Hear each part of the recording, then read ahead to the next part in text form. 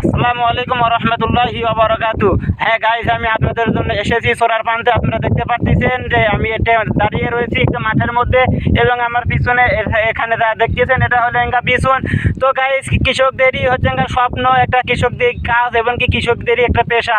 তো আমি এসেছি হচ্ছে এঙ্গা কৃষকদের একটু আপনাদের সামনে কৃষি কাজ কিভাবে করতে হয়, কিভাবে কখন কি করতে হয়। তো গাইস, আপনারা যে অবশ্যই আপনারা যে দেখতে পাচ্ছেন প্রিয় দর্শক, যে এটা হলো এঙ্গা বিছুন। এ বিছুনের সারা এখনো মনে করেন যে প্রায় 20-22 দিন পরে হচ্ছে না এই বিছুনটাকে তুলে গাড়া হবে। সে গাড়া হবে কোনগুলো ভুঁইগুলোকে গাড়া হবে, এইগুলি ভুঁই আপনারা যেগুলো দেখতে পাচ্ছেন। আমার ক্যামেরা যে দূর পর্যন্ত চলে যাচ্ছে, দূর পর্যন্ত আপনারা দেখতে পাচ্ছেন যে পুরো ভুঁই হচ্ছেন গা আপনার হাল, একটা তো হাল বওয়া হয় নাই, পুরা মাটি হচ্ছে গা আপনাদের ফাঁকা রয়েছে। তো এইগুলি বিভিন্ন জায়গায় বিভিন্ন ধরনের এরকম বিছুন। এটা হলেন গা আপনার 51 ধানের বিছুন।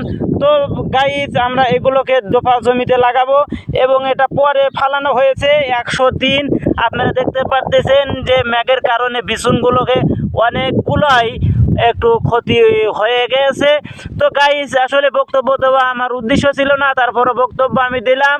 তো আপনারা সকলেই ভালো থাকেন, দোয়া করেন, এবং আমার এই ভিডিওটি ভালো লাগলে আপনারা অবশ্যই চ্যানেলটি সাবস্ক্রাইব এবং কমেন্ট করে দিয়ে দিবেন। তো ধন্যবাদ সবাইকে। আলহামদুলিল্লাহ, সকলেই আমার জন্য দোয়া করবেন।